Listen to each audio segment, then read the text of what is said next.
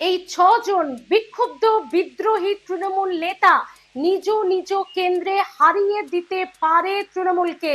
ঠিকই শুনেছেন, এই ৬ জন বিদ্রোহী বিক্ষুব্ধ তৃণমূল নেতা তারা তৃণমূলের জেতা হারার মাঝে ভাইটাল ফ্যাক্টর হয়ে যেতে পারেন। কোন কোন বিদ্রোহী বিক্ষুব্ধ তৃণমূল নেতার কথা বলছি, তারা কোন কোন কেন্দ্রে তৃণমূলকে হারিয়ে দেওয়ার মতো ক্ষমতা রাখতে পারে বলে মনে করা হচ্ছে। আসুন আজকের পুরো ভিডিওতে সেটা এই গুরুত্বপূর্ণ টপিকটি আলোচনা করে জানাই আপনাদেরকে।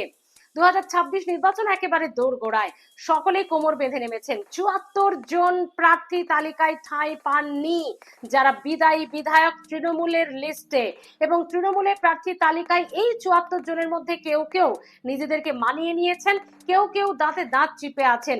কিন্তু এই ৬ জন যারা বিভিন্নভাবে বুঝিয়ে দিয়েছেন তারা বিদ্রোহী, তারা বিক্ষুব্ধ, তারা এই সিদ্ধান্ত মেনে নিতে পারেননি। এবং তারা, তাদের মধ্যে তালিকায় প্রথমেই রয়েছেন আব্দুর রহিম কাজী, উত্তর ২৪ পরগনার বসিরহাট লোকসভা কেন্দ্রের অন্তর্গত বাদুরিয়া বিধানসভার বিধায়ক আব্দুর রহিম কাজী। তিনি বিদায়ী বিধায়ক। তবে 2016 সালে চিত্রটা একেবারে অন্য ছিল। কেন তিনি ভাইটাল ফ্যাক্টর জানেন? বাদুরিয়া কংগ্রেসের শক্ত ঘাঁটি। 2016 সাল তৃণমূলের জামানাতেও সেখানে হাতি ছিল, দাঁত ফোটাতে পারেনি তৃণমূল কংগ্রেস। সেই বাদুরিয়াতে তৃণমূল নয়, একেবারে কংগ্রেসের টিকিটে আব্দুর রহিম গাজী বিধায়ক হয়েছিলেন। কংগ্রেসের শক্ত ঘাঁটি তৃণমূলের জামানাতেও তিনি ধরে রেখেছিলেন।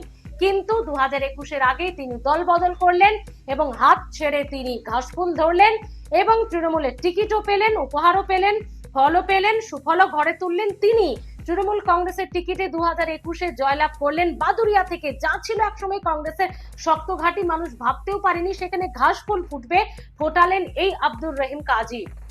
কিন্তু 2026-এ তিনি টিকিট পেলেন না। দলের সঙ্গে শতযোজন দূরত্ব তৈরি করে দল ছাড়লেন এক রাশ ক্ষোভ জানিয়ে। তৃণমূল কংগ্রেস ছেড়ে আবারও তার পুরনো দল কংগ্রেসে ফিরে গেলেন এই আব্দুর রহিম কাজী, যিনি বাদুরিয়াতে একটা ভাইটাল ফ্যাক্টর।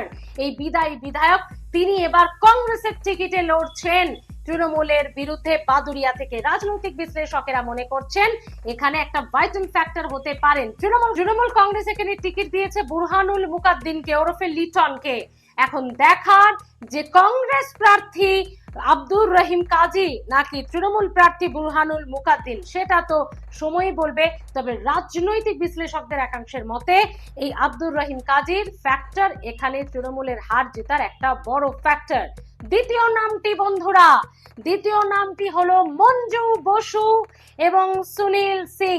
যদিও দুজনেই নোয়াপাড়ার বিধায়ক, একজন বিদায়ী বিধায়ক, একজন প্রাক্তন বিধায়ক, তবে মঞ্জু বসুর ক্ষেত্রে বিদ্রোহী বলা চলবে না। তিনি রাজনৈতিক সন্ন্যাস নিয়েছেন এবং ওই যে ধর্ণা মঞ্চের অপমান, যেটা কার্যত গোটা রাজ্য দেখেছিল, যে ফুটেজ, সেই অপমান তিনি ভোলেননি। সেই অপমানে কষ্ট পেয়ে তিনি দল ছাড়ছেন, তিনি রাজনৈতিক অবসর নিয়ে নিয়েছেন। তিনি এবারের সিটিং এমএলএ, কিন্তু আর দল তাকে টিকিট দেয়নি। তার বদলে দল টিকিট দিয়েছে একেবারে যুব নেতা তরুণ তুর্কি চূড়াঙ্কুর ভট্টাচার্যকে। এবং তিনি মানে এই মঞ্জু বসু, তিনি বলেছেন এতদিন দল করলাম, 2001 সাল থেকে বিধায়ক, এবং সেখানে দলের কাছ থেকে এতটা অপমান, এটা প্রাপ্য ছিল না। আমাকে জানাতেই পারতো, কিন্তু এটা প্রাপ্য ছিল না। টিকিট দেওয়াটা বড় বিষয় নয়, অপমানের বিরোধিতা করছেন তিনি এবং বিদ্রোহ ঘোষণা করে নয়। তিনি বলছেন নোয়াপাড়ার মানুষ আমাকে করাই অপমানের জবাব দেবে। তার মানে খারাপ লাগা তো আছেই, তার ফ্যান ফলোয়ার, তার অনুরাগী, তার কর্মী সমর্থকদের ভোট বাক্সতে একটা এফেক্ট পড়বেই মনে করছে রাজনৈতিক বিশ্লেষকেরা। এই নোয়াপাড়াতে আরো এক বিক্ষুব্ধ সুনীল সিং। 2018-তে বাই ইলেকশনে তৃণমূল তাকে টিকিট দিয়েছিল, মঞ্জু বসুকে দেয়নি, এবং 2021-এও তিনি বিজেপি থেকেই লড়েছেন মঞ্জু বসুর এগেনস্টে, যদিও জিততে পারেননি।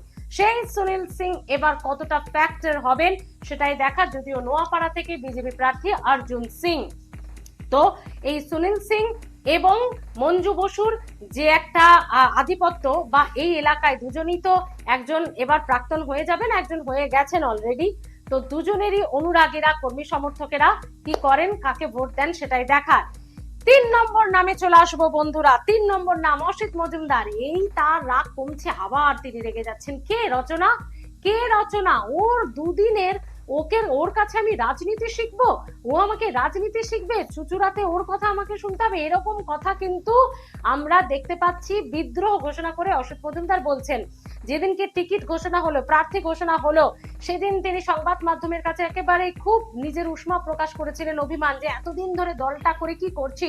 হুগলির চুচুড়ার 3 বারের বিধায়ক, এবারের বিদায়ী বিধায়ক, কারণ দেবাংশু ভট্টাচার্য তরুণ তুর্কিকে দল টিকিট দিয়েছে, চুচুড়া থেকে অসিত মজুমদারকে নয়। আর যার বিরুদ্ধেই তিনি সোচ্চার হয়েছেন, সরব হয়েছেন, চুচুড়াতে তার একটা বিশাল আধিপত্য, 3 বারের বিধায়ক বন্ধুরা। তো তিনি এবার বিক্ষুব্ধ, যদিও বারে বারে দেবাংশু চেষ্টা করছেন প্রার্থী হয়ে যে তার রাগটা কমানোর, কিন্তু বারবারই রচনার সঙ্গে যে তার একটা মনোমালিন্য, টানাপোড়েন, দূরত্ব আছে, প্রকাশ পেয়ে যাচ্ছে। রাজনৈতিক বিশ্লেষকদের মতে এখানেই এক কেন্দ্রে এই দুজনের, বিদায়ী বিধায়ক এবং সাংসদের এই যে ঝামেলাটা, সেটা ভোট বাক্সে এফেক্ট ফেলবে। অসিত মজুমদার হলো 3 নম্বর নাম। 4 নম্বর নাম বন্ধুরা আরাবুল ইসলাম, দীর্ঘদিনের দল থেকে ব্রাত্য, আবার দীর্ঘদিনের তৃণমূল নেতাও। ক্যানিং, ভাঙড়, দক্ষিণ 24 পরগনা, এই এলাকাটায় তার একটা বিশাল আধিপত্য চলে, তার একটা ফ্যান ফলোয়ার, কর্মী সমর্থক অবশ্যই আছে। এবং সেই আরাবুল ইসলাম দলের বিরুদ্ধে কার্যত অভিমান, একরাশ খারাপ লাগা দিয়ে, যে কি পেলাম এতদিন দল করে, 3 বার সাসপেন্ড হলাম, 5 বার দল পদক্ষেপ নিল, তারপরেও দলের সঙ্গে সবকিছু মেটানোর চেষ্টা করেছি, কেউ সাড়া দেয়নি, এই কথা বলে দল ছেড়ে আইএসএফ এর ক্যানিং পূর্ব থেকে প্রার্থী হয়েছেন আরাবুল ইসলাম। কিছু কিছু স্লোগানে তিনি এখনো তৃণমূল বলে ফেলছেন, আবার সৎভাবে স্বীকারও করছেন, বহুদিন দলটা করেছি তো ভালোবেসে, ভুল করে হয়ে যাচ্ছে, একটু অ্যাডজাস্ট করে নেবেন। নওশাদ সিদ্দিকী আবার বলছেন, সৎ বলেই এটা বলতে পারছে, সততার সঙ্গে স্বীকার করছে ভুলটা, এটাই ভালো দিক। তো সেই আরাবুল ইসলাম ক্যানিং পূর্বের বিধায়কই শুধু না, এই এলাকায় তৃণমূলের জেতা হারার মাঝে একটা ফ্যাক্টরও হয়ে যাবেন, কারণ তার বহু কর্মী সমর্থক আছেন। আপনারা কিভাবে দেখছেন জানাতে ভুলবেন না। এবার আরাবুলের পর আসবো 5 নম্বর নামে। 5 নম্বর নাম হচ্ছে হুমায়ুন কবির, যিনি সব থেকে বড় বিদ্রোহী নেতা। অন্য দল জয়েন করা তো ছেড়ে দিন, নিজেই একটা দল করে ফেললেন হুমায়ুন কবির। শুধু দল করলেন না, আসাউদ্দিন ওয়াইসি মিমের সঙ্গে জোটও করলেন, নওদা এবং রেজিনগর থেকে নিজে প্রার্থীও হয়ে গেলেন। অনেকেই মনে করছে সংখ্যালঘু সম্প্রদায়ের যে ভোট ব্যাংকটা তৃণমূলের রয়েছে, সেটা কার্যত আড়াআড়ি ভাগ হয়ে যেতে পারে এই জোটের কাছে, কারণ কিছু মানুষ হয়তো চলে যাবে তৃণমূলের দিকে ভোট দিতে, কিছু মানুষ জোটে আসবে, এমনটাই রাজনৈতিক বিশ্লেষকদের একাংশের মত। এবং হুমায়ুন কবির নিজেও দাবি করছেন যে তৃণমূলের একেবারে যে স্ট্র্যাটেজি, তাতে তৃণমূলকে ঘায়েল করব। এখন দেখার হুমায়ুন কবির, আসাউদ্দিন ওয়াইসি মিমের এই জোট কতটা বেগ দিতে পারে। যিনি একটা একেবারে দলই করে ফেললেন হুমায়ুন কবির, তিনি তো বলছেন তিনি কিং মেকার হবেন, 80-90টা সিট পেয়ে যাবেন, তিনি ঠিক করবেন সরকারকে গড়বে। তো আপনারা কিভাবে দেখছেন জানাতে ভুলবেন না। এবং 6 নম্বর নামটি বলবো বন্ধুরা, যিনি টিকিট যেদিনকে দিল, তৃণমূল প্রার্থী তালিকা ঘোষণা করলো, খগেশ্বর রায় কি বললেন, তৃণমূল জিতবে না, রাজগঞ্জে তৃণমূল জিতবে না, লিখে দিচ্ছি আমি, 4 বারের বিধায়ক, রাজগঞ্জে তৃণমূল জিতবে না, কারণ তৃণমূল তাকে টিকিট দেয়নি, দিয়েছে সোনাজয়ী অ্যাথলেটিক এশিয়ান গেমসে উত্তরবঙ্গের সোনার মেয়ে, বাংলার সোনার মেয়ে স্বপ্না বর্মনকে। রাজগঞ্জে সেই স্বপ্না বর্মন জিততে পারবেন না, এমনটা বলেছিলেন খগেশ্বর রায়। যদিও পরে তার খানিকটা মান অভিমান ভাঙে এবং তিনি আবারও দলে ফেরত আসেন। কর্মী সমর্থকদের নিয়ে তিনি দল ঘোষণা করে বিদ্রোহ ঘোষণা করেছিলেন। তৃণমূল সুপ্রিমো যখন উত্তরবঙ্গে গেলেন, মোটামুটি কিছুটা মিটমাট হয়েছে। তো বন্ধুরা, এই 6 জন যারা বিক্ষুব্ধ, যারা কোনো রাগঢাক করেনি, ক্যামেরার সামনে নিজেদের ক্ষোভ ও একদম উগড়ে দিয়েছেন, সেই 6 জন নিজ নিজ কেন্দ্রে, নিজ নিজ এরিয়ায় কতটা দাপট তাদের রয়েছে আপনারা জানেন। এবং তারা কেউ কেউ দল ছেড়েছেন, কেউ কেউ অন্য দলে গেছেন, কেউ আবার অন্য দলই গঠন করে ফেলছেন।